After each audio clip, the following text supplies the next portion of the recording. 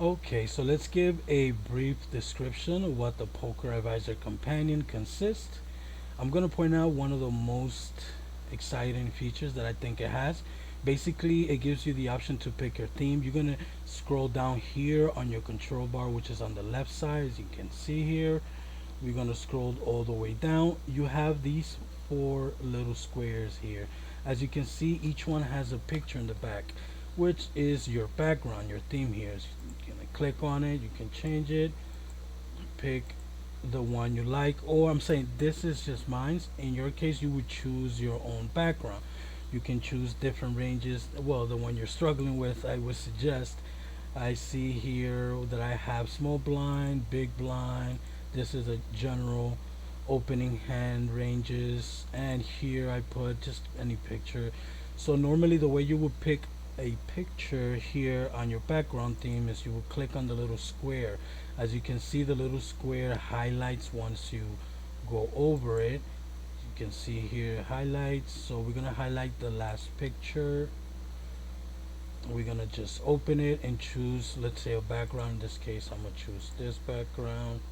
So you can see you can choose it here. Also, you can change the size because this is run on your browser, so this is very simple. You can change your size if it's not big enough or if it's small enough for your browser or your monitor screen. You just can change it depending on your size. So in this case, we're gonna go ahead and leave our range here. We're gonna scroll all the way up in our control panel, which is on the left side here. Shows a message. Usually that message there will show if you take any action. In that case, it's not gonna show any message now. That would normally show if you make any duplicate or if there's any duplicate error. It would normally show you here what card made a duplicate, and it will automatically negate that card. It would not let you put it. It would just let you put it, but it will automatically remove it because it created a duplicate. Okay, so we're gonna just get into it. Second main feature would be your history here. So if you download your hand history from your poker client, you can just upload it. In this case, I uploaded just a fake one here to give you guys an idea. So 10,000 hands. It shows you your VP, your PFR, your 3-bet, and so forth. Now here you get your equity, your net bet, and so forth. Here your mode. In this case, the mode you can choose it here is cash or tournament. For the instruction's sake, we're gonna choose tournament. As you can see, it changed. There are some history in the hand. In the history I uploaded of tournament, so we're gonna use that. If you upload your history, if it has hands for tournament, it's gonna indicate it.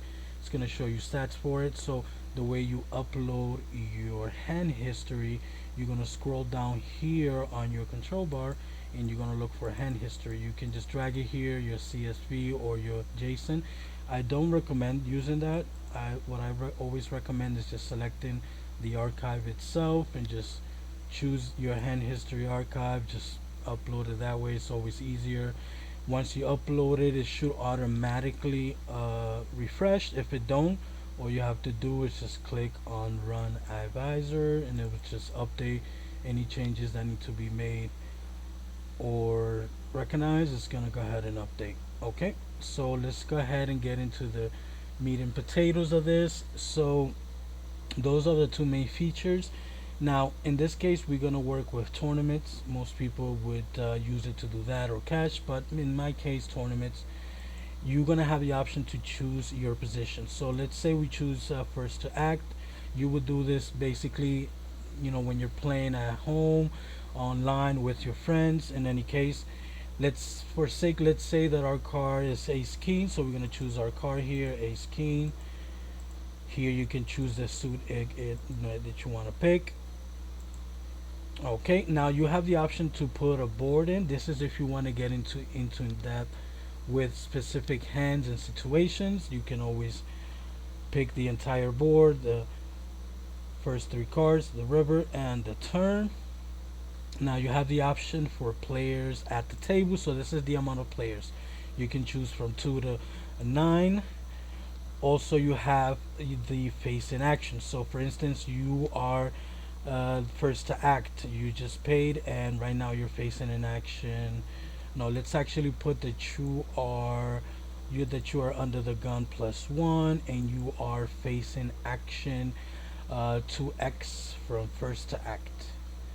Okay, and let's choose your villain's position. Your villain's position is under the gun, and let's choose the amount of blinds you guys have here. So you could be deep stack, medium, short stack, or very short.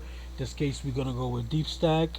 Now this is a table adjustment, so the aggressiveness. So how aggressive is your table? Negative means it's very light, it's not aggressive at all, and A means very aggressive. For sake, we're gonna go ahead and put it very aggressive. Now this is the option for quick hands. You have the option to pick quick hands here. So you just pick your hand here really easily.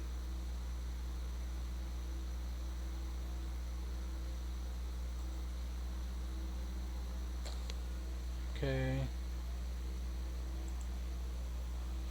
It's just a quick hand option here, just really good, actually really practical. Under that you have the blinds. You have the options to choose the big blind and the small blind, also the ante. Remember, when you make any changes, always click run advisor. Also, you have your reset here, so you can just reset anything that you did. Here you have the deal hands, the deal random hand. So you can just deal any random hand. You can keep doing it until you find, let's say, a certain amount of players. You always choose the amount of players and just deal random hand for each player, except yourself. Usually you will pick your own hands. It will just randomly deal hands. Now this right here is your notes. You can save your notes here regarding your spot, because right under that you can save your spot. I have already 3 different spots saved.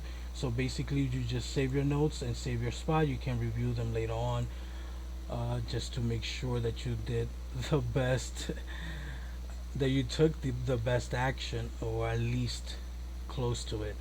So as you can see here, each spot is different. It just adds here right on top of it. We are not going to add a new spot, just to save space in any case. Here's your hand history. As I showed you before, you would just select the file. Also, you have your villain. So you will have the amount of villains depending on the amount of people on your table. So in this case, we chose 9 people, so we're gonna have 9 villain slots. You would choose your villain here, and you will be able to create hands and situation based on your flop and your villain's action, as you will pick the action that you're facing and so forth. As I mentioned before, here's the theme that you can pick. Always remember that when you're uploading your hand history, you should select your file here using the selector. Basically that's it. Also, just to remind you, any duplicate that you make, the message is going to show up here. So any action you take, if there's a duplicate, the message is going to show up on your control panel, which is here. So also remember that if you're going to change, let's say, your aggressiveness on the table, make sure you change it and run advisor so you can get an update. Now if you want to get into depth with the hands, villains, and the flops, you can always do that. Here are your options. You would choose your flop, you would choose your turn and your river, and you would choose the action that you're facing and so forth. Very simple. Basically that is it.